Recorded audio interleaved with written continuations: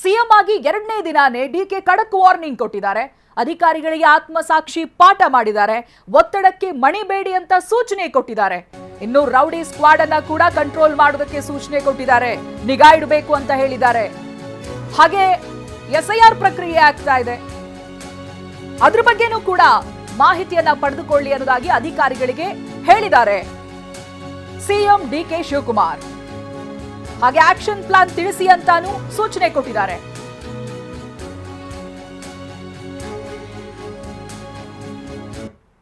ಇನ್ನು ಹೊತ್ತು ಮುಳುಗೋದ್ರೊಳಗೆ ಖಾತೆ ಹಂಚಿಕೆ ನಡೆದು ಹೋಗುತ್ತೆ ಅಂತ ವಿಧಾನಸೌಧದಲ್ಲಿ ಸಿಎಂ ಡಿಕೆ ಶಿವಕುಮಾರ್ ಸುಳಿವನ್ನ ಕೊಟ್ಟಿದ್ದಾರೆ. ಅದರ ಜೊತೆಗೆ ಅವರು ಕೆಲವು ವಾರ್ನ್ ಮಾಡಿದ್ದನ್ನ ನಾವು ಗಮನಿಸಬಹುದು. ಖಾತೆ ಬಗ್ಗೆ ಪಕ್ಷ ತೀರ್ಮಾನ ಮಾಡುತ್ತೆ, ಪಕ್ಷ ನಾನು ಮುಖ್ಯಮಂತ್ರಿ ಅಂತ ಹೇಳಿದೆ, ಏನ್ ಕೆಲಸ ಮಾಡಬೇಕು ಅಂತಾನು ಹೇಳಿದೆ.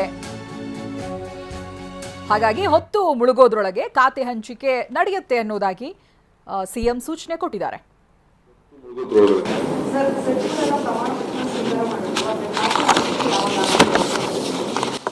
ಹೊತ್ತು ಮುಳುಗೋದ್ರೊಳಗಡೆ ಖಾತೆ ಹೊತ್ತು ಮುಳುಗಲಿ, ಪಕ್ಷ ತೀರ್ಮಾನ ಮಾಡ್ತದೆ.